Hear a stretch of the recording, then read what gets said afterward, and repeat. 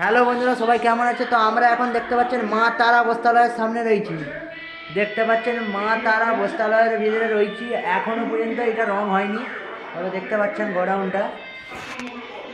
তো কাপড় দোকানটা দেখতে পাচ্ছেন কত লম্বা এবং কত বড়। দেখুন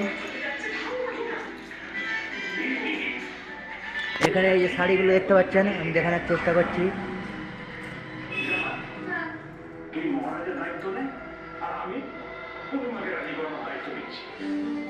দেখতে পাচ্ছেন এটা হচ্ছে মা তারা বস্ত্রালয়, আর তার মালিক দেখতে পাচ্ছেন বসে আছে। এই যে দেখতে পাচ্ছেন দোকানের মেন গেট।